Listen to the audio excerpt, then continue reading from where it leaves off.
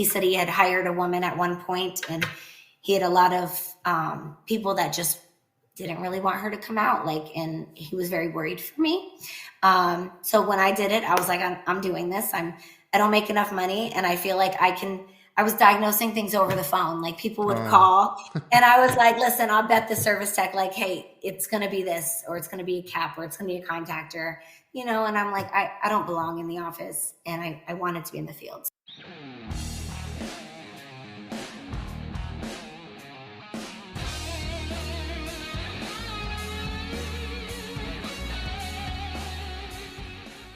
Hola, what is up, everybody? Welcome back to the Reliable HVACR podcast. If you're watching this on YouTube, make sure you're subscribed, like, comment. If you're listening to this over on the podcast, like Spotify, Apple Podcasts, Google Podcasts, wherever it is, it's a bit available on all platforms.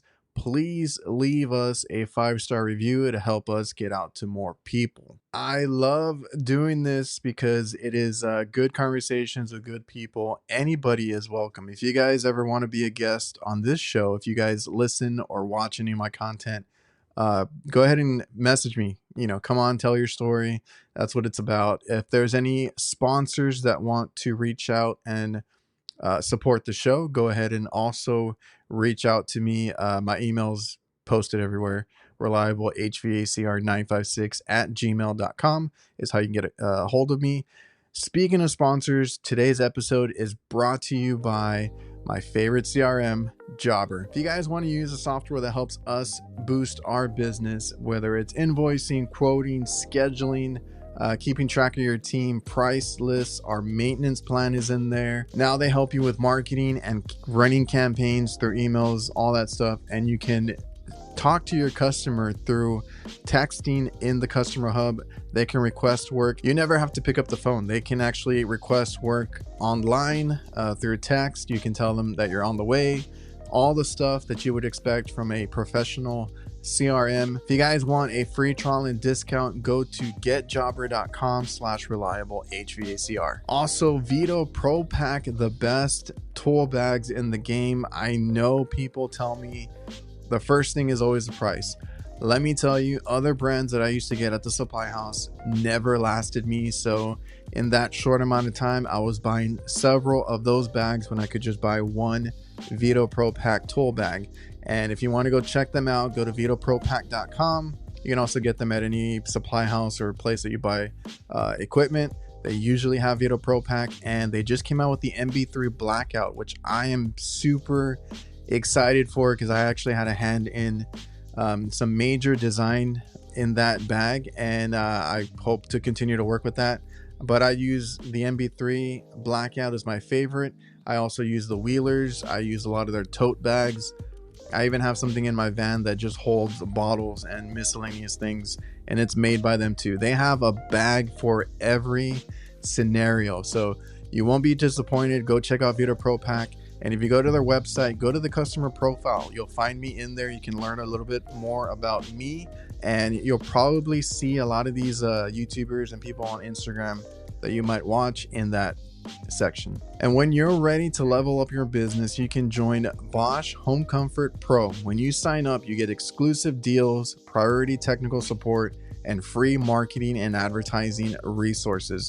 By choosing BOSCH, you can represent one of the largest HVAC brands in the market with over 100 years of industry expertise. Join today at boschhomecomfort.us/HC Pro. And a big thanks to all the sponsors that make this show possible and moving forward.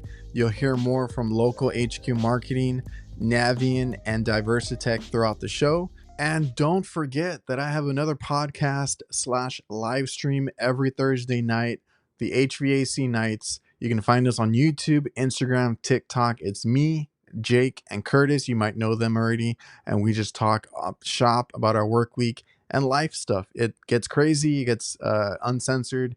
It's a fun time. So come check us out live every Thursday on YouTube. And it's available on all podcast platforms later that week. If you ever want to keep up to date with anything that I use, whether it's tool recommendations, Camel City Mill socks have been really great for me, and the Huxley work pants. I have discounts for a lot of these things that I use. You can find them in my website, reliablehvacr.net. So like I said, tool link, recommendations, discounts. I got merch there. You can request stickers. I will have my arm sleeves up for sale soon, so make sure to keep an eye out there. And if you just remember to go to the website, you'll always keep up to date with everything.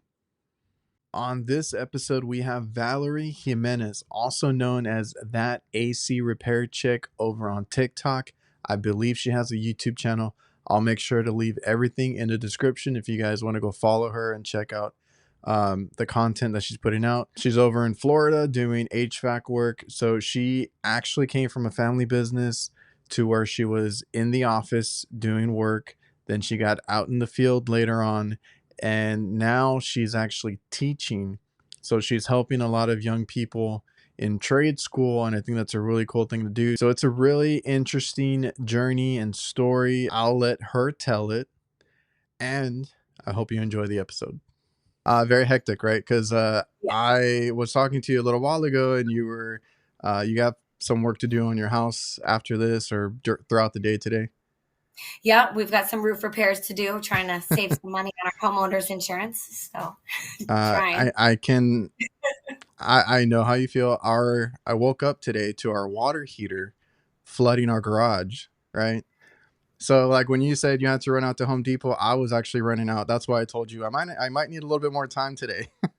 Yeah, that's so funny that you say that, because about a year ago I did a video where we got in the middle of the night, our water heater exploded and water all over the garage, and we replaced our water heater. Thank God it's in the garage though, because like it just stayed out there, right? It didn't come into the house, but like it started flooding a lot. And I'm like, okay, shut off the valve, shut everything off. Your house. Okay. Yeah. Luckily, we were able to do ours. We were able to do it. So saved us a little bit of money, but it's still, like you said, it's one of those things. You got water everywhere. It's a hassle. Well, that's the good thing about being in the trades. And I want to say that HVAC is one of the better ones to get a little bit of everything in there mixed in, where you can do plumbing, electrical, and refrigeration type stuff. So like, I don't know about you, because I know you've been in the field for a while. Like, have you worked on, or were you general area like servicing? So I'm in Florida. I'm in Central Florida near Tampa. So we do not have boilers at all. I'm in South Texas. I know guys from Florida. So like I always tell people that's very similar to like how it is over here, like weather wise and, heat, humidity, all the stuff that you get, we get too. And, we don't see any boilers. We don't see any gas. We don't even see gas that much over here. I don't know about you guys. So we have some gas. When I was doing new construction for a while, and I would say maybe about 20% of the subdivisions were gas. If they had gas appliances, they were putting in gas furnaces. Yeah, we everybody's been electrified here in where I'm at, the Texas, the whole incentives, rebates, everything, but our grid goes down if the wind blows too hard. So I don't know how that's going to work out. Oh man. Yeah, it's not the greatest, but we deal with it. So yeah, we do. Let me just ask you this then. Have you always been somebody who's handy at, doing this kind of stuff? So pretty much my dad, I was very close to my dad growing up, and he was always having me help him with whatever. He did construction, so he'd bring me to construction sites and helping me. And my brother, give me a hand doing this, lift me up. I'd be caulking for him, when I was 10 years old. And so I've always kind of been in the field doing stuff. Are any of your siblings in the field too, like doing either HVAC or any other trade? Yep. So my brother is also in HVAC. He's been doing it the same amount of time as I have. Okay, so you have some family members in that too. Because I've spoken to other guys, and they're like one of 6 or one of I don't know how many, and they're the only ones that went with their dad to go work. So like it's always interesting because my whole thing is my dad does the food service side, so he does like commercial kitchen equipment, right? So like fryers, ovens, all that kind of deal. And I used to go help him out as a helper, go do little things here and there, and that's how I got my foot in the door, I guess. My youngest brother, because I'm oldest of 3, is working with us now. He loves doing the HVAC side, and we're very opposite, but that's a good thing. Like I'm very like I'm more like my dad. I'm like, get in, get out, tough it out, all that kind of stuff. I love figuring out things, all the hard calls. He's very meticulous and borderline like OCD, and I'm not. So like sometimes it's good to have him on the job, right? Because he's gonna make sure everything's straight, done the right way, and careful too. Because I'm not always the most careful person. Mhm. So my youngest brother's with us, and then my middle brother worked for. I've told this a few times, but he worked for us for a day. He's like, nope, I don't want to do this. I quit. I'm good. Yeah, no thanks. So yeah, with us, my dad had a business when we were young. So he had a few different companies before he landed in HVAC. And when he had his business, my brother and I both started working for him as teenagers. We were 16. My older sister, she went to the medical field. She Oh, the okay. same. She's like, this is not for me. So she's an RN. Again, that's not for me. So, Mm-hmm. we've been in it a long time. My brother and I, kind of grew up in it basically. So when we opened a business, naturally we did it together. Okay. 'Cause we thought that made sense, but it was tough working with family for me. Him and I were very different and saw things very different. And I thought, if I stay in this business, I might not be as close to my brother one day. So I sold, and he still has the business. He runs it to this day. Oh, okay. Well, that's cool. I mean, it still stayed open and you got to do your own thing. This podcast is presented by Local.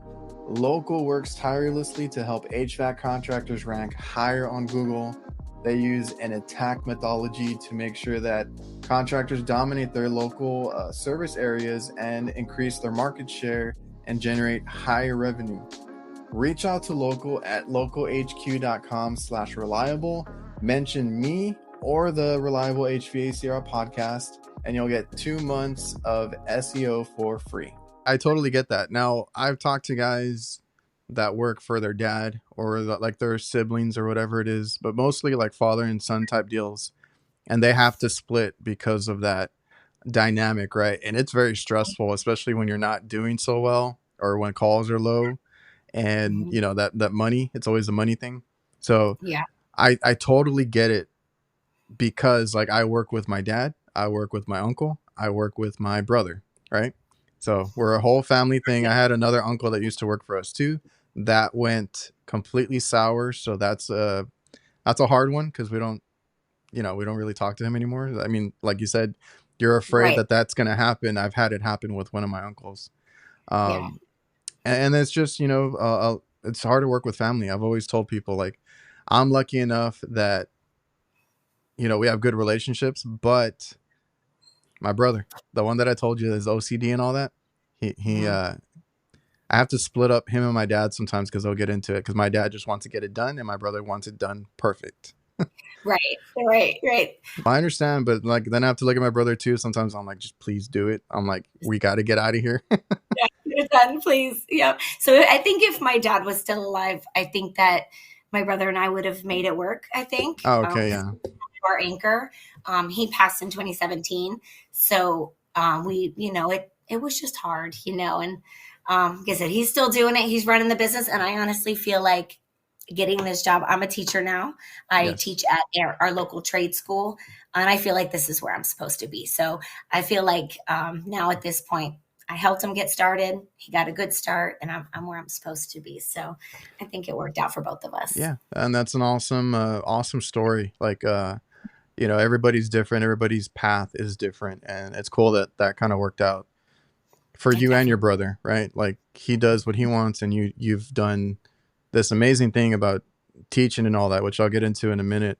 Um, but yeah, like I said, working for my dad, he had a health scare not too long ago in the hospital for a while, and he's not like he used to be. I mean, not even a year ago.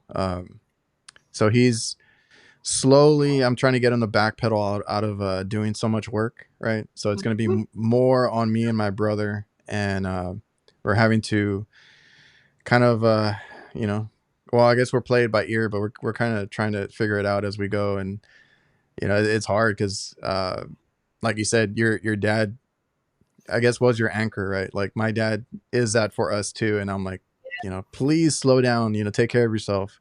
That's Yeah. always a scary thing. It's scary. My dad was sudden. So, like, honestly, I was in the field. It was before I opened my business when we lost him, and I was still working as a service tech for another company, and I was on call the weekend, and it was sudden, and things were crazy for a while, and it took me a while to figure it out. But we opened the business in 2021, right in the beginning, and then we worked together for about a year and a half, and then like I said, when things started to get to where I felt like we couldn't talk without arguing, like everything was an argument. And my husband said to us one day, "You realize you guys are saying the same thing, just in your own way." And I was laughing. I'm like, it's that typical brother sister, Oh, dynamic. my brother gets on my nerves all the time. I understand. Right.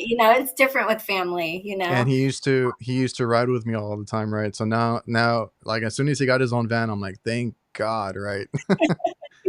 Yeah. You can go do your own thing, and, it works out. So, Or at least, like I'll help him out sometimes, but at least I don't have to, have him the whole day, right? It's like right. I love you, but like just I can't do it all day, right? Right. Now we get along great. We'll probably get Outside along of better. work, yes, right? Yep. Yep. Exactly. That's the reason we get along great, is because we don't work together anymore. Yeah, I've heard that so many times, and it's funny. I'm like, me and my dad, and my brother, like we gotta sometimes just be separate at work. We can't all be together all the time. Even though like when we started, it was great. Having a lunch together every day and doing all these little jobs. Right now that we've grown, it's so hectic. My summer has not ended yet. It's still 100 and some degrees here. Yep. I think you guys, we're getting a little bit of the rain too here and there. I think you guys, like I said, get the same kind of weather. So we're It's like about hot. 98. You're what? We're right around 98 most days. Yeah. See, it's like real hot. It might rain for a little bit, and then it gets real hot again. And then hot and humid. Today Right we got rain, which kind of sucked. Like I had to go get the water heater, and it was raining. here. And you would think it feels nice, but no, it doesn't. It's just super humid and hot. I'm like, this is the worst. Yeah. So my sister lives in Texas, my oldest sister, in Argyle, and I was out there over the summer in July. And when I was there, it was still like in the 90s. And she was like, "It's not even hot yet." She's like, "You'll see." And then about a week into August, she sent me a screenshot of how hot it was. It was like 103. I was like, "Oh man, I just missed it." But yeah. Lucky you. I'm actually looking forward to the actual fall weather. Still waiting for that. Yeah, we don't really get one of those here. So where she is For a near little Dallas. bit. I remember it feeling less humid where she was than it felt here. But even out there, I went out there, and the first thing I did was scope out her air conditioner and tell her to cut back all of her bushes, and these are too close. And you never stop. So I know it's always that meme or that joke everybody says, like when they go out to whether it's a hotel or Airbnb or just out in public, you see the ductwork. It's just something that you notice after you get into the field. Yeah. Well, when I go to Airbnbs, I walk around and put my hand over the condenser just to double check it's pulling out the hot air. I can't help myself. We got in to me, it was a pretty nice hotel for vacation this summer up in, I think it was Houston. We went up to Houston because I have friends up there, and I guess they wanted to hide the AC unit, right? It's one of those that's under the windowsill. I don't know what you call them, but like in the hotels, you have those. Yeah, through the wall. Yeah, and I guess they wanted to hide it, so they put like a bench over it, right? And then my girlfriend was like, "This is not gonna work, right?" I'm like, "No, all the air is getting trapped underneath it." So we ended up just taking off the bench and like throwing it to the other side of the room and stuff. And I was like, okay, much better. Man, some people don't even think about those things. It's all we think about being in this trade, I think.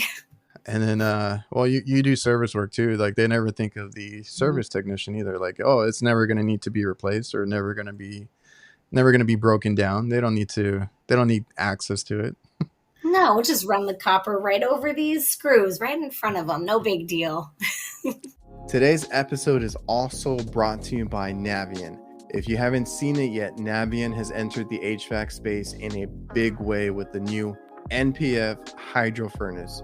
This hydronic forced air furnace delivers industry-leading variable capacity operation from 15 to 100% in both natural and propane configurations. You can learn more at navieninc.com. I also want to thank DIVERSITECH. They simplify your work. They have everything a contractor needs to complete a job. That goes from equipment mounting, condensate, management, tools, maintenance chemicals, electrical components, indoor air quality, and much more. They have different branches under the same umbrella. More than likely, you're already using some of their products or tools. So go check out DIVERSITECH.com, and it's your one-stop shop for everything HVAC. I do a lot of rooftops, so it's not as bad as I've seen like some of the, like, you know, when they, like you said, bushes or anything that might obstruct your access to a system on the side of the house or anything. I've seen like really bad ones. But like I said, I do rooftop stuff. So like I have one that is really annoying. It's a walk-in cooler, but the condenser's on the roof. So when I go up there, they ran a, I had to double check because I want to make sure it wasn't a power line, but they ran a cable line like right over it, and it hangs on the unit. So when I got to like get on one side and take off the bolts or whatever, and then get on the other side to get to the condenser or something like that, or like the service ports, I got to keep ducking under this because it's a small condenser, right? It's only a few feet off the ground, but like that line is ran right on it. So I'm like ducking over it. It's too tall for me to jump over it, so I got to duck under it all the time. Right. And I'm like, come on, guys.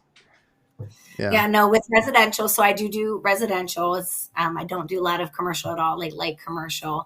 But that is builders. They put bushes all around the units because we want to hide them. It's ugly, and then people don't know and they don't trim them. And yeah, it's the worst. We had one that was a pain that they have landscapers at this because I do a lot of fast food chains, right? So I needed to change up. It was a walk-in box that was outside of the building, right? So it was kind of easy to get to.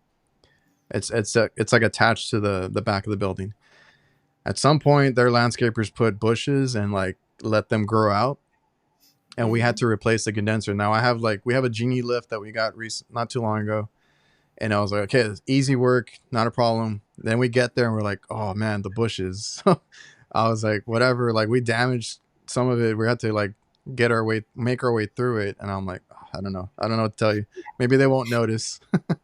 So honestly, like I used to be really worried about that. Like I really was. I didn't want to hurt people's bushes. Yeah. And then after a while, I really got to the point where I was like, you know what? They know I'm coming here to work on it. And I'll tell people like, hey, I'm going to have to trim some of that back. And oh yeah, whatever you need. And I'll take my side cutters and I'll just cut what I need. If they know you're going, I would assume they would make sure that there's nothing. Because I've heard of other ones where they have, because I know guys, I actually know a guy that I do another show with, Jake, that he works in Florida, and a lot of his stuff is in the garage. Like all his indoor units are in the garage, right? I'm like, I always tell him, it must be nice, dude, because all of mine are in the attic. Like if I wanted to do residential, they're all in the attic, and I'm like, no, I'm good. Yeah, it's a good split, I feel like, where I'm at. So he gets a lot of those, and I'm like, man, because sometimes he's in there with, their vehicles or their expensive bikes or whatever it is. I'm like, dude, I'd be worried about like them saying something, Right. Well, and then too, the part for me that sometimes is a blessing, sometimes not so much.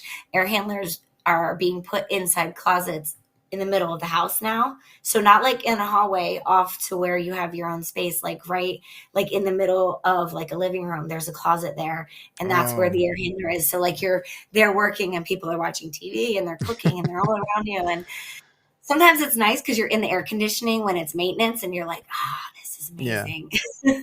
But, I know I had my last house, I had one, and I was like, okay, great, it's in the closet, right? When I was looking to get into the house, but it was on a 2-story, so it was on the 2nd story. So I immediately, because the previous people didn't use a filter. I guess I didn't know what a filter was, right? Okay. I was like, oh, okay. So I looked underneath. And I'm like, oh man, the thing's plugged up. So I pulled it to clean it, but man, like going up and down the stairs was a whole other thing. Yeah, no, the worst. Yeah, no, I agree with that. When they're upstairs. Yeah. So I see that you're in the field still now, right? And you've been doing AC work, like you said, you've done residential. So when you got into the field, let me backtrack a little bit. Mhm. How did you get into the field? Like you said, you worked for somebody else before you were working with your family, right? So I worked with my dad starting when I was 16 to 2008. So in 2008, I was in the office for all of that time, and he was in an accident and he got traumatic brain injury, and his business closed down. I worked for a couple different companies and wound up at Progressive Air, who I stayed there for a very long time. I was there for a few years, and my dad passed away in 17. And then at that time, my brother and I were like, what are we doing? We're both still working for other people. Like we know we Okay. can do this. And then we opened our business in 21. We saved toward it. In 15 is when I was at Progressive for about 3 years by then, something like that. And I decided I wanted to go in the field, and I was like, you know what? I've been in this field a long time. I don't make enough money working in the office. You make not a lot of money. So I was working during the day, 8 to 5. And then I went to school at night from 6 to 10. I did that for 9 months. I earned all of my certifications and got all my tools and experience. And then they put me right in the field, where I worked in the field for them for about 5 years before we opened the business.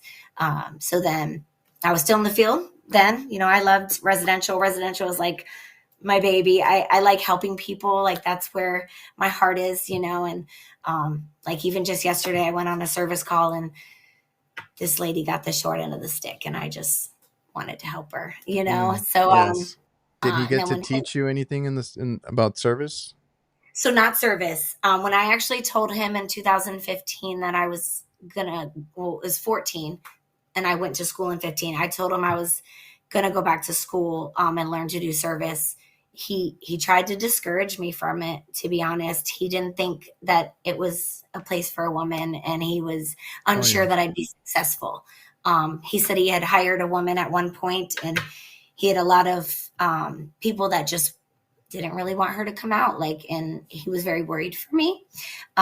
So when I did it, I was like, I'm doing this. I don't make enough money, and I feel like I was diagnosing things over the phone. Like people would Oh, call, and I was like, listen, I'll bet the service tech, like, hey, it's going to be this, or it's going to be a cap, or it's going to be a contractor, and I'm like, I don't belong in the office, and I wanted to be in the field. So I did it. And I loved it when I did it. I really enjoyed that, I mean, going to someone. you can tell by your videos on over on TikTok, and I've been following you for a while. You do a lot of good work, and yeah, I was just interested because, or that's interesting, because it is a little bit of a. I mean, you see more women now in the field, which is great, which is another Mhm. good thing about, and that's what I like about the TikTok side is you do see, I see more women on TikTok, right? Mhm. In any trade, I've seen electricians, plumbers, HVAC, and it's really good content. Them at work, some of them do way more stuff than I can even do, right? Yeah. Because I don't even get into construction or anything like that. And I'm like, wow, Um, I always tell people I stay in my lane. I do service work for kitchen restaurants, and that's it. But Yeah.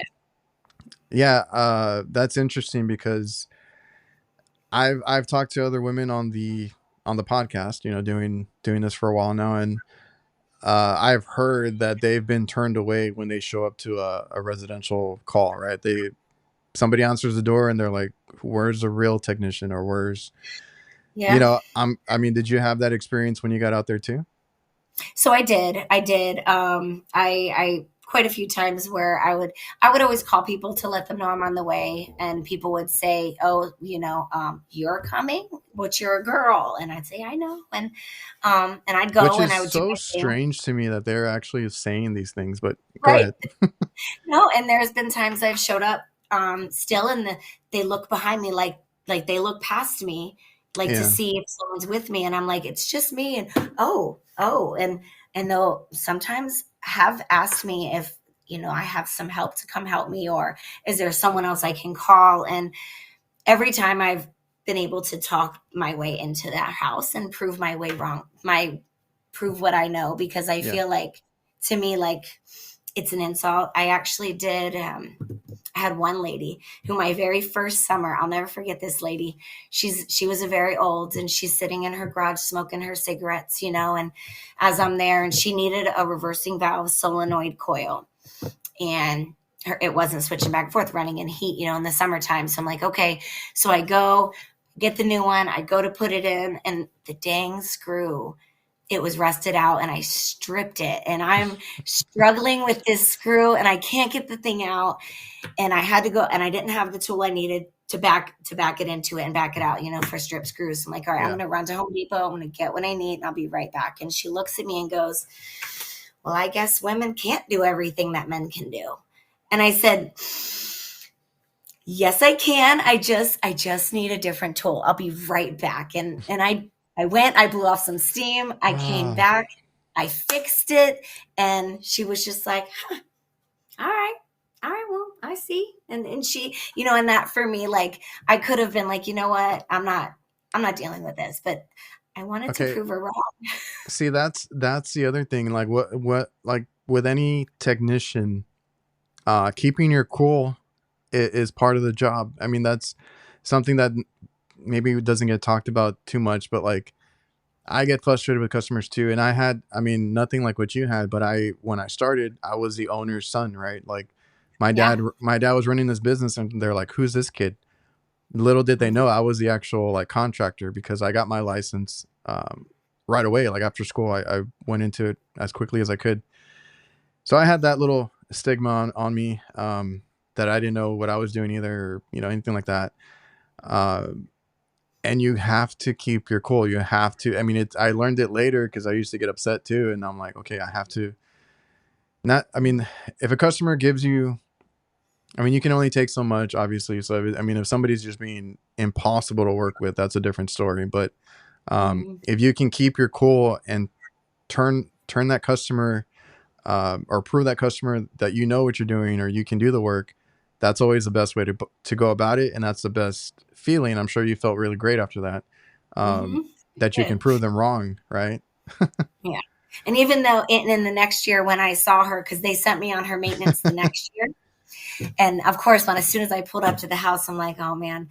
And she looked at me and she's like, oh, you're still doing it. And I was like, I am. And she's like, good for you. And I was like, oh, I broke her, That's always the best. She liked me, but that was probably what pushed me harder.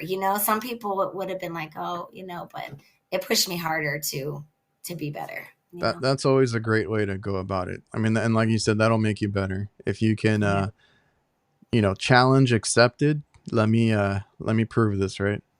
Yeah. And that's the way to go about it. For the most part, it was things like that. There was only one customer that I ever went to that made me uncomfortable in a way that I wouldn't go back there. And it was like following me around. Like you can feel them like looking at you. They made me feel like not safe.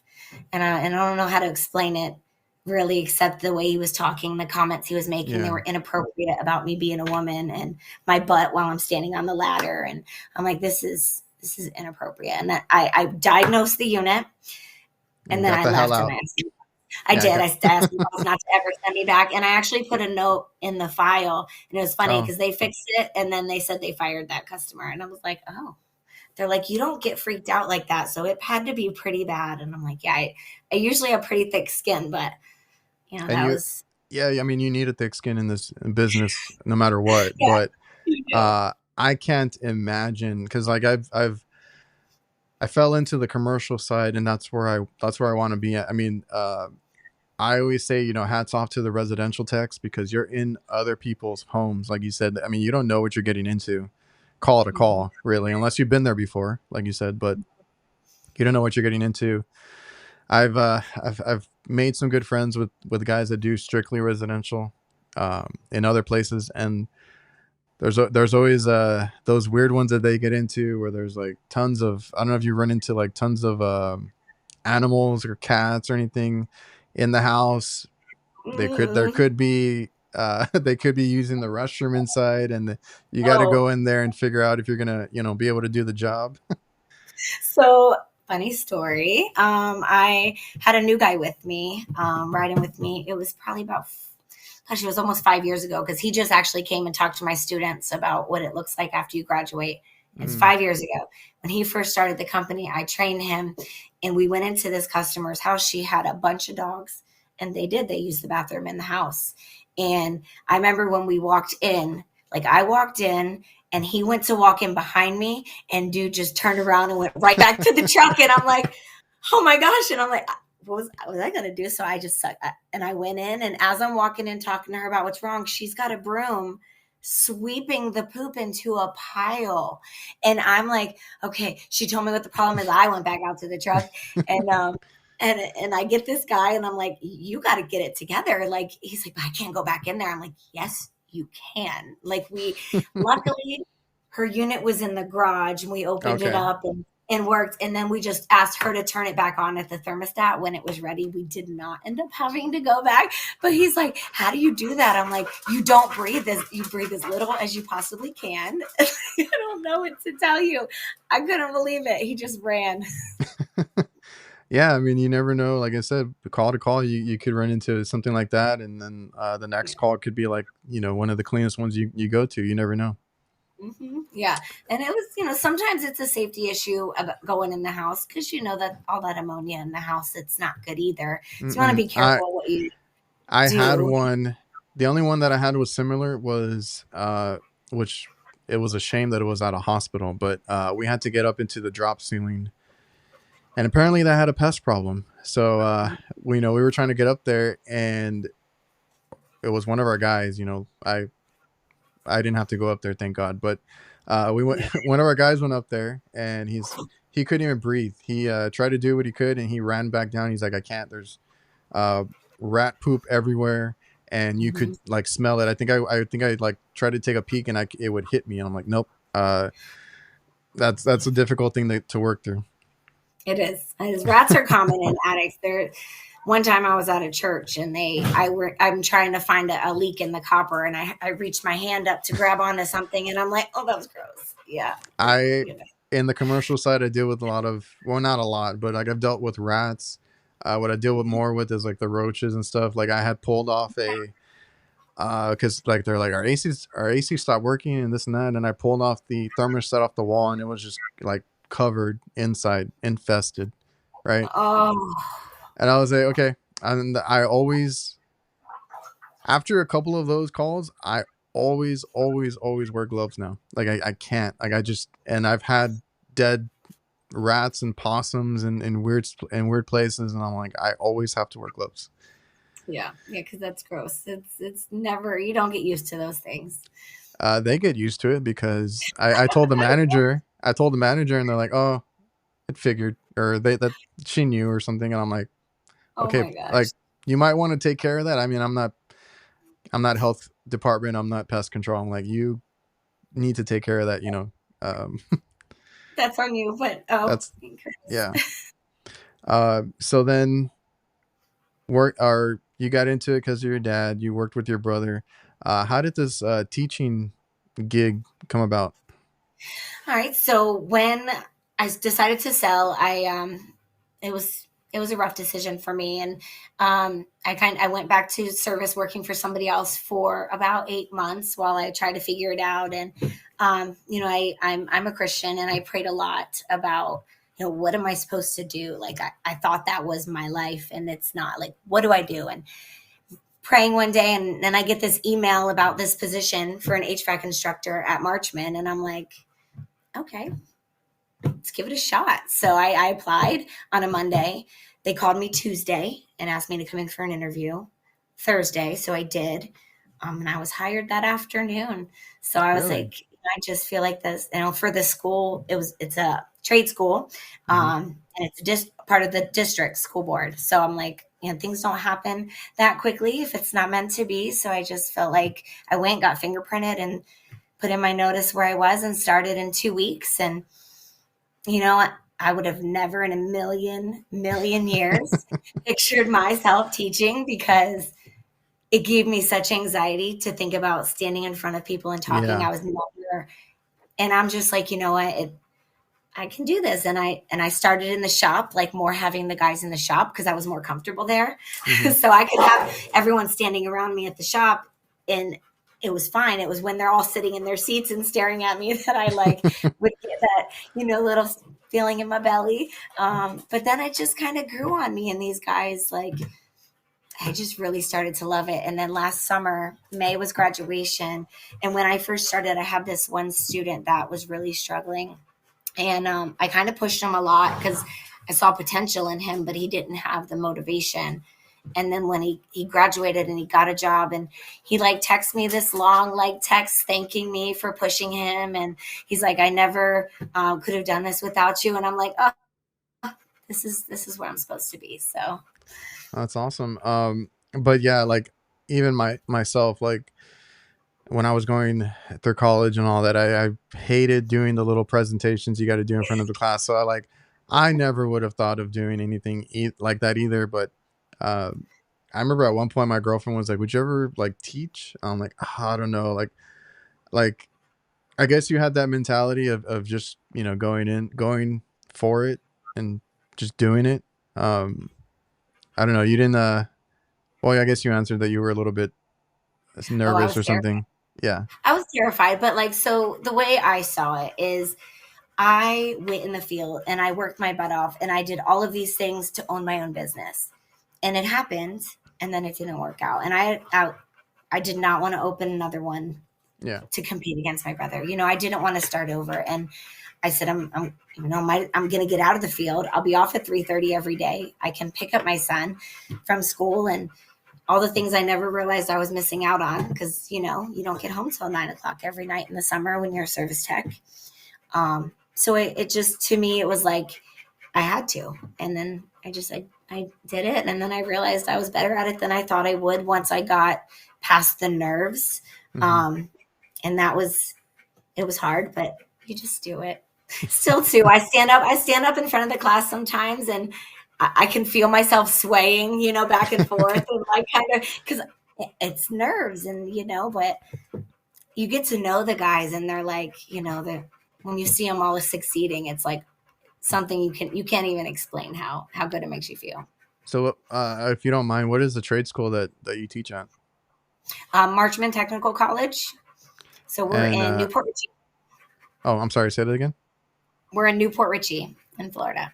Is that what kind of program is that? Like how long and all, I don't know. What do you guys do there?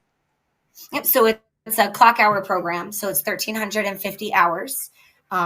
They have all different trades from, welding, electricity, auto, they've got culinary, different digital cinema and classes like that. So it's all the trades. We also do dual enrollment with the high school. So Oh, if you're a junior or a senior and you want to go to trade school, you can apply for dual enrollment and the district will pay for you to go to college while you're still in high school. So it usually, with all the breaks for the school, comes out to about a year and a half. But halfway or 70%, I'm sorry. Once they hit 900 hours, students are eligible for OJT. So then we have a lot of business partners that will send them to these different business partners to get a job, and they'll earn a wage while they're still in school and earning that degree and certifications. that sounds like a really good school actually. Because you get well, I've kind of heard of that kind of stuff, like where it starts in high school and all that, which I Mhm. think is great because it doesn't get talked about enough. I wish that would have been around when I was in high school because they always tell you to be A, B, or C, and that's it, and they don't tell you about the trades, and that's good. Also, because like I went to a community college to do mine, so I took a year off after high school because I didn't know what I wanted to do.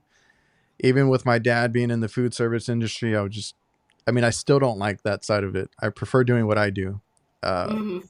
so I didn't know, and then my parents kind of brought that to my attention, like there's this other side to the business because he wanted to do, I guess, what you would call hot and cold side, right? Mhm. So looked into it. I went to a community college. I lucked out. Mine was really good. We had a lot of equipment to actually work on, right? I Mhm. see that that's what you guys do too. So like the more. hands-on you can get, I always feel like that's the best part of it, because obviously you do the lecture side of it. I did okay with the lecture side, but like the hands-on stuff was really where a lot of us like got interested, intrigued, and kind of piqued our interest. And at our school, we didn't have. I guess we had like a, I don't know, it was like a club or something that we joined, and there you could go do like outside work sometimes, like volunteer work, right? Um, and then when you graduated, they would help you like get a job, because there would be companies that they knew that were looking for kids and stuff. So all that is cool. Do you guys have a lot of equipment that you guys get to work on? Because I've seen you in your videos when you were starting out, showing them an AC unit and kind of, showing them around the indoor unit, and kind of walking them through. Yep. So we have a few different things that we do. We have 6 working units, 5 vertical and 1 horizontal in our shop, that we break, they fix, kind of I know. I thing. think I've seen you simulate like certain things with it that they can figure out, right? Yep. I'll either, like, I have some of my partners give me bad parts and I'll put the bad parts in, or Mm. I'll just go in and I'll break something and, let them figure it out. And then we have a couple stations, like we have a wiring station where I let them see if they can figure it out, draw their own diagrams, and then I tear it all apart and let them wire it up Oh to man, get me. I was so scared of those because they had us do one. I don't remember what kind of system it was, and they just ripped all the wires out. And I'm like, oh my god, what do I do? Yep, yep. I mean, you got to be able to know how components work, and that's what we're trying to tell them. It's, Yeah. don't pay attention to the color of the wire, know how it works. And then, we have a recovery station where, they'll recover the refrigerant, vacuum the unit, put it back in, that kind of thing. And then we just started a new station, end of last year, where we're building circuits, because we found that we need a little more practice with the electrical circuits and diagrams. So we have them building boards, starting with a simple circuit, adding Hmm. controls and changing parts, and then all the way to more complex circuits. And this actually, some of the guys said to me after completing their hard circuits, they said, "Man, this was probably the best thing that we've done yet, because I feel like I really understand how all those components work." And I was like, thank you, something that works, it's trial and error. Yeah, and I had a few, like 3 or 4 teachers throughout my. Mine was like well, I guess it was similar, like a year and a half, because the other semester was like your basics. So I mean, technically it was 2 years, but you got to take your English and math and all that. But um, my teachers, 2 of them work for the school, right? Doing the what do you call it, the chillers and all that stuff that they maintain. 2 of them own their own business outside of the school, right? I don't know where they found the time, but they ran businesses, right? But Yeah, yeah. that was always key, because I got 2 different point of views there, right? Somebody that worked for somebody, and somebody that ran their own business. And then they would come in and give us, some stories, or they would, have these little discussions before class started, and stuff like that. And then um, our train, our I guess lab activities, whatever you call them, um, were really good too. Like I think I learned a lot. And like you said, the don't pay attention to the colors. I had a classmate. So we had these little boards right at our desks that we had to wire in, following. I think we had to follow a diagram, or wire it up the way they told us. Right.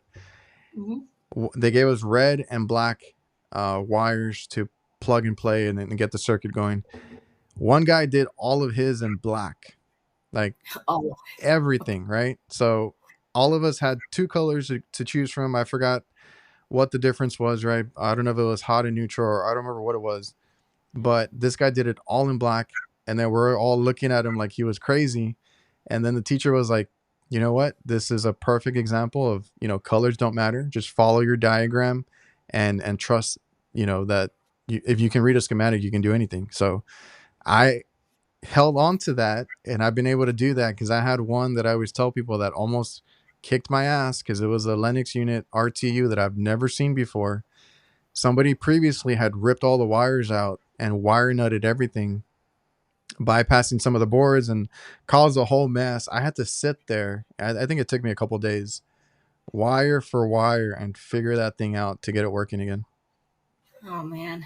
But Yeah. I It's learned, I kind of learned that in school. So I was like, I mean, I can figure it out. yeah. As I when that's what one thing we do is I don't ever put back the colors that were there. Like just know how they work, you know. And I had a student that got so good at it, and he was so far ahead. I actually went. I didn't even let him look at it first. I just ripped it all apart, and he came in one day, and I said, "Go wire up Unit 1," and he got it. He took him most of the day, but he got it, and he got it back running. So they Yeah. figure it out. The electrical part of it was always my weakness, but I think I relied on my dad. He used to be an Mhm. electrician. So like, it was always like weird stuff that I had to ask him for because I didn't know as far as like supply power, you know, trying to figure out things or putting in a new system, and we got to do the electrical and all that. But as Mhm. far as like wiring to a schematic, or because I work on a lot of coolers and freezers, right? Like a lot of safeties in between, even on the RTUs, right? Our guys always call me, and I'm like, okay, you know, just slow down. Look at the schematic. If you don't have a schematic, because a lot of it, you know, they rub off. It happens. Yeah. They Um, fade. we're gonna start testing, and we're gonna start looking, right. Like everything. And another thing that I took from school was like, once I realized that everything is just a switch. I mean, it's a little harder now with boards that we have, but once I realized everything is just a switch, it's either temperature, pressure, you know, triggered on and off Mhm. basically, or it switches over to something else, defrost timers, you know, all that stuff. That's when it really clicked for me, and I was like, okay, I got this, right? Everything makes sense once you know what they do. Right. That's what I've been putting in their head, and like even my 10th graders, I just because I have ninth and 10th grade a little bit too. Oh, okay. Um, so we have a contract with a high school where their ninth and 10th will do an hour of class, like as an elective with us at the end of the day after all the adults leave. And it's a little more interesting with the little kids. But I just started that with the 10th graders, actually trying to get them just those little relays, the little regular with the double pull, double throw Hmm. relays, trying to get them to understand how they work. I think we've been on for a little over a week, and they're still like, I'm like, oh, okay. So, you know, you start slow with them, but those things I didn't realize when I first got in because for me, it wasn't that hard for me. But a Uh-huh. lot of people that don't have that electrical background, Yeah. it's really challenging. And talking to the business partners, because we do what's called an advisory board meeting every year.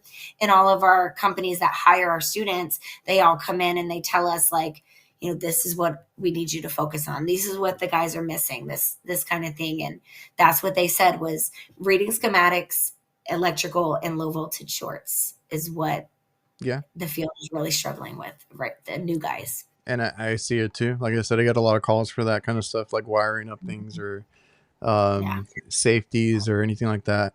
Yeah. Um, and I'm not gonna say that I'm like a wiring guru or anything. Like I have to like look at it and kind of analyze it too. But once you figure it out or know what components do, because I had another guy that was on here that mentors, and he was like, I got to drill in the major components to some of these apprentices because they're in 4 years and they still don't know like the cycle, right? Oh my god. And I'm like, really? I know. Hey, That's so good. I had another guy that I've been talking to that he's on Instagram mostly, and he'll pop up these videos or kind of, it's like constructive criticism that he does. It's also just roasting people, but like because he does it in a funny manner. But so there's a lot of I don't know, Instagram people that will post. I mean, I'm sure it's on TikTok. I haven't been on TikTok recently, but they post to market their business, right? And they're like, okay, we're gonna do this to a system, and then like there's a guy that explained a compressor, and I made a comment because I'm like, everything after he said this is a compressor was completely wrong, right? Oh, He's like, it changes what does he say? It changes stages from liquid to vapor in the compressor. It mm. it makes the compressor makes it cold inside and I don't know what. And I'm like, I was like, dude, that's hurting my head just listening to that. You know, people on social media, I mean, they can be really rough. I used to really get defensive, and then I had to just stop because I realized they don't know. I had one guy that said he was a technician, and when I was explaining to someone how a system removes heat from your house, like he literally commented on the video and was like, "That is so stupid. That is not how they work." Like, and went on this rant, and I'm like, just bite your tongue, Valerie. It's not worth it. It's not worth it. No, that Yeah. was man. And when that guy mentioned to me about, like, you know, younger guys not knowing the cycle, it took me back to school, right? And I was like, that was the one thing that I really wanted to get right away. And I actually, it seemed, I got overwhelmed when I started because it seemed like a lot, right? I'm like, okay, high temperature vapor, high temperature this, high, like low temperature this, like when does it change its a state and all that.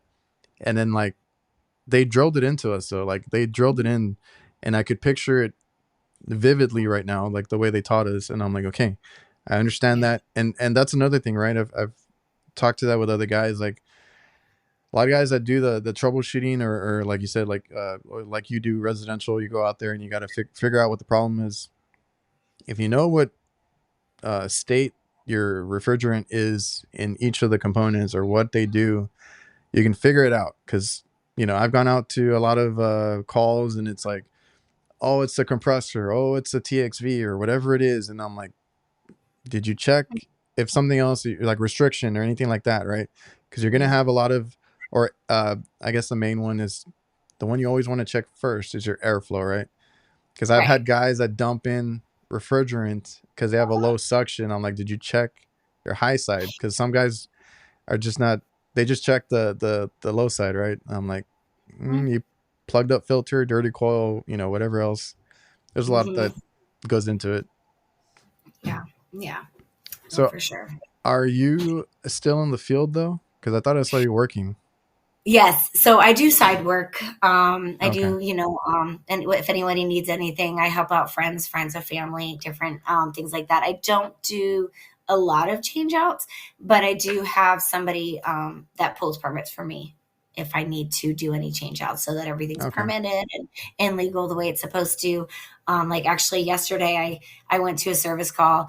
My cousin from New Jersey knows somebody that just moved here and right close to where I live in Spring Hill, and brand new house. She just bought it, moved in 2 weeks ago, and our AC's down. And I'm like, oh my gosh. So I go, pan in the attic, full of water, get the pan, flush the drain line, and found that thing 3.5 pounds low on refrigerant. Of course, it's 6 years old, so it's out of warranty. She's the second owner. And those kinds of things, they make me so angry because Yeah. that person knew when they sold that house, I was gonna say that it happens a lot, unfortunately. Like they're just trying to get the that. house sold and they hide everything that's wrong with it. And she said she moved in there. She found a crack in the pool that showed up after. And I'm like, and that's probably the biggest thing that kept me in this field when I sold the business. And I was like, what do I do now? That was And that was gonna be my next help. question. Yeah. It's like helping people is like, there's so many people out there that, and they just don't know. And it's not, I just like to be that voice to be like, no, and she actually, this lady bought the home warranty on the house. So lucky for Mm, her, she's going to call them and they're going to come out and fix it. But had she not, like, that's a new unit at this point, like you don't replace a coil that's out of warranty. I mean, you could, but it's so expensive. Like, why not give her a new warranty? She's going to spend all that money. yeah. The warranty company's not going to do that. They're going to No. band-aid it. You're going to fix it. No. Whatever. They're gonna make a world of trouble for that. I know, but she's like, I just spent all this money, closed on this house, Yeah. and she's like in tears, and I'm like sitting there like, oh, I hate this for people. So that, like I said, that was gonna be one of my next questions was the like what kind of, why do you still do field work if you got a teaching gig? What drives you? Is it just helping people? Yeah, so that's exactly what it is people that like I will initially recommend somebody else. I will initially say, hey, call my brother or call Progressive because they're my two people, Yeah. if they don't want to and they really just prefer me to come out. I have a few people that I still go to their house from when the beginning, and they're like, honestly, I just never had anybody I can trust the way I can feel like I can trust you. Like, done, I'm there, you know. Okay. Really what I tell them is like, emergencies are just hard for me because I do work during the day. So you might end up waiting for me, you know, if, and most people do, some people don't. But that's one thing it's in my heart. You That is can't. what I want to You I just do. can't. So You can't get out of it. yeah, 'cause Um, every time I tell my husband I'm done and I'm not running any more calls, somebody calls and it just tugs at my heartstrings, and there I am back running calls. So that's what happened no, this but summer. I was so busy I didn't want to do it, and then yeah. things happened. I've been down that path with. I had a customer. It's a new customer that we got, and they were looking for somebody because they felt like they were getting price gouged and screwed and whatever you want to call it. And Mhm. it was a um, mother and daughter duo because they own two restaurants here, right? So there was a guy going out, doing work for them.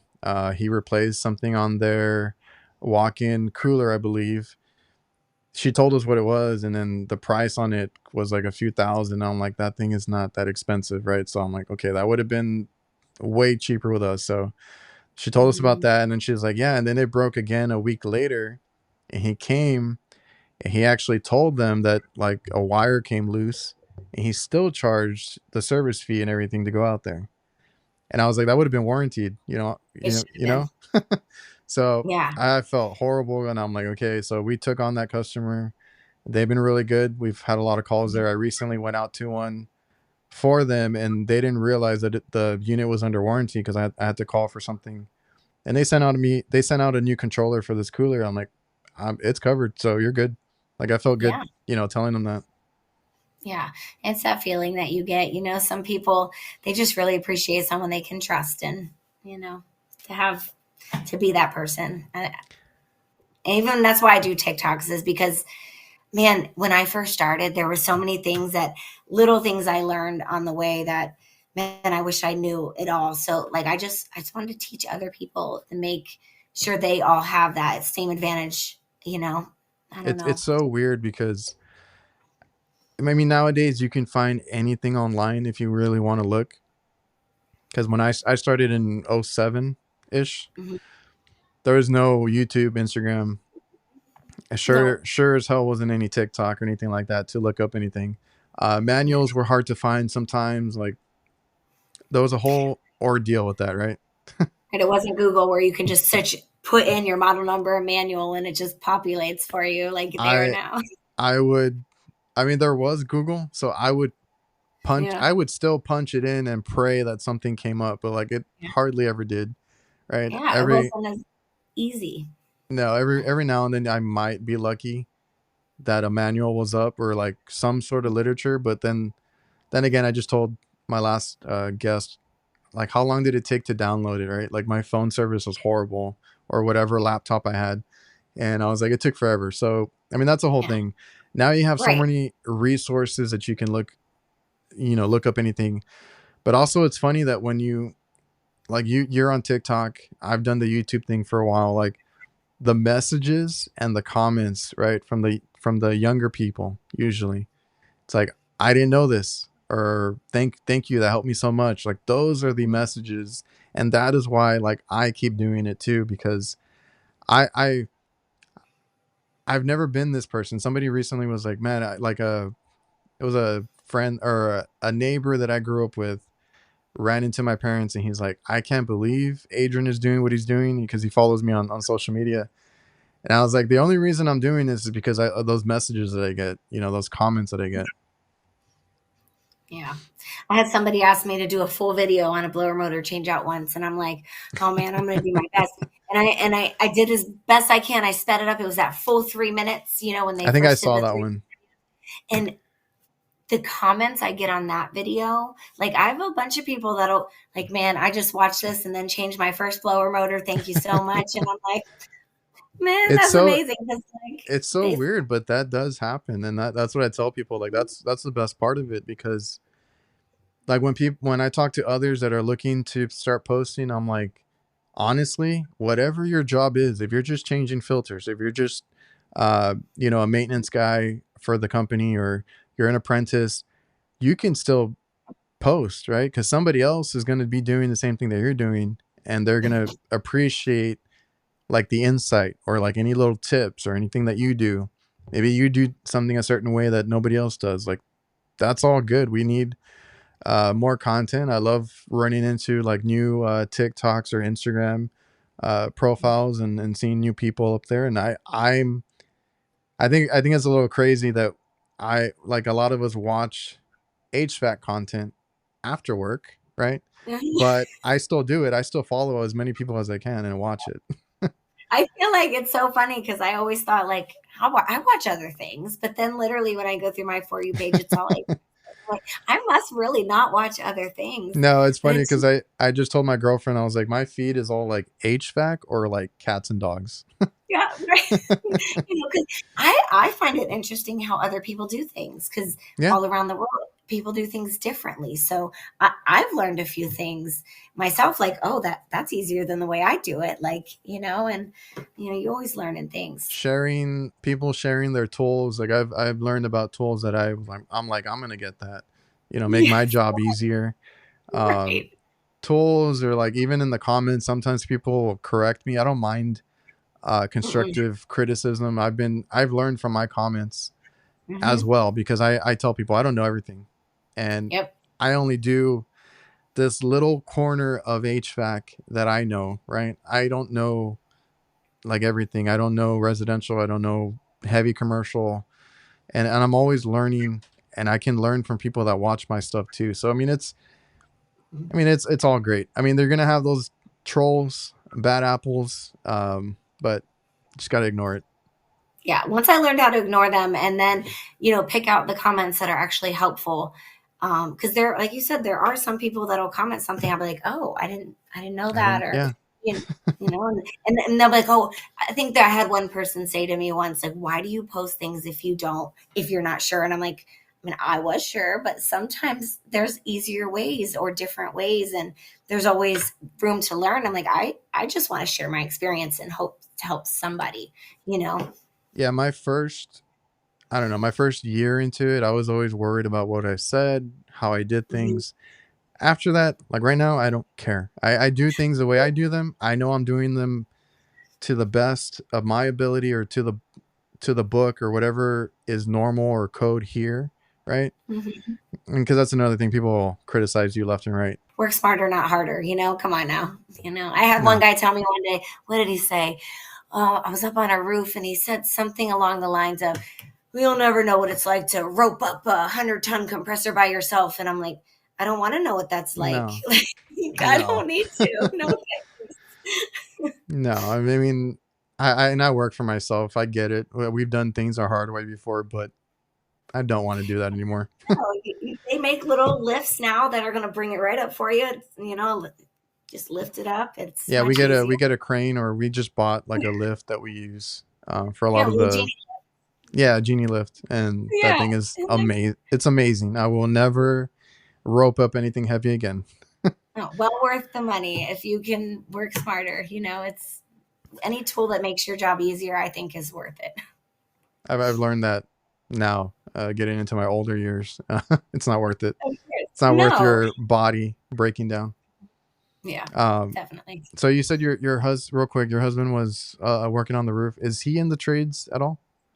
So when we opened the business, he did work with us for a little while. He actually works for the county we live in, Pasco County Utilities. He's a pump station foreman. He was working there before. He left there to come work at the business with us. Mm. When that did not work out, he went back to the county and he's right back in there. So So he works for was he in the field with you guys too? just while we had the business. He Yeah. was doing installs. So him and my brother did the installs where I did the office and the service when we Oh, had okay. our business. So right now So he yeah. doesn't. Right now he doesn't help you on the service. No, he did not love HVAC. Okay. He did not at all. He said, I only did it for you. So he Okay. does when I have service calls. That is one of the benefits of doing side work is when I have service calls, he does come with me. Mm. Because he does like to help me. He just doesn't like doing it Yes, he himself. likes to help you or be with you, but he's the work, Yeah. not a fan. Right. So like yesterday when I was adding refrigerant and I needed him to go up in the attic and do something for me. Actually, I said, all right, I'm going to run up in the attic. I want to recheck this TD. I got to grab a couple things. He's like, no, I'll do it. Yes. Thank you. Please do. Oh, that's awesome. I was just curious. So Of course. I don't want to keep you too long. We've been here over an hour now. Is there anything like, I don't know, do you tell your students anything, any piece of advice or anything that you want to kind of close the show on? So I do. I tell them that this trade is hard. Not to give up, not to be hard on themselves at all. That they're going to make mistakes. Never stop learning. Never be afraid to ask for help because there's usually somebody I that I has done it struggled with longer. that so much when I started. Yeah, it's a struggle. Even I did. I mean, we all do it. We all want to do what we do and we want to be good at it. But it takes time to build up that confidence. Hmm. And the only way to do that is, through reaching out to other people for help. So that's one thing I drill into them is this trade is always changing. Everything is always different than it was yesterday. We're getting ready to change refrigerants next year. Everything's going to be Yeah. nuts. Do not be afraid to ask for help. And, you never stop learning. If you can take classes all the way through your career, I highly recommend it. I think just talking with so many people now, that's always one thing that everybody has in common that is like really successful or confident now is after, like when I started or when they were in school, like after work, they would always look up manuals or things that they needed to learn to be better. And I was always like that too. Like I obsessed with being better because I hated being new and not knowing anything. I was like, I'm gonna figure this out. So after Yeah. work, any manual, like manuals are the easiest thing. Read the manuals of anything that you're working on Hmm. or that's in your field. And I mean, that's kind of the best or easiest thing you can look up. Yeah. I've started, and I direct them, a lot of them, to Brian Orr HVAC school Oh online, yeah. and then AC Service Tech. We use a lot of their material in the classroom, so they get familiar with them. And a lot of them say that they just stay up watching their videos. And so I'm like, just don't stop learning, and don't be afraid to ask for help, because I think that's the biggest thing out there. When you're out there by yourself at somebody's house and you're struggling, like, don't struggle by yourself. Like, call somebody. And I always give them my number, my students anyway, too. I'm like, I'm here if you Just, don't want to call anybody else. yeah, just a phone call and help you get through your call because I mean, everybody struggles. That's just the way it is. And yeah, Brian Orr, HVAC school, Craig Migliaccio with AC Service Tech. I love those channels, and I still watch them. I still watch a lot of their stuff Yep. because they're so good at breaking down everything. So those are good resources. Because when you're new, like you said, you can hear all these things and you don't understand any of it when you're new. It's just a Mm-mm. bunch of words. Even one of my students said to me the other day, he's like, when I first started, I didn't think I'd understand any of this. He's like, but now when you talk, I actually understand what you're saying, and I'm like, well, that's a good thing. And it's like you gotta keep hearing it. That's awesome. Like I said, thanks again for stopping in. I know you've had a busy day today, and I'll let you get back to that roof job that you guys are working on. Yep, I'm about to go jump up there and help fix these couple little spots. Shouldn't be too bad. Yeah. Well, I appreciate you for taking the time, and thanks again. All right, thank you. Have a good one. Appreciate you having me. Yeah, everybody watching and listening, I appreciate you all for tuning in, and we'll see you guys next time.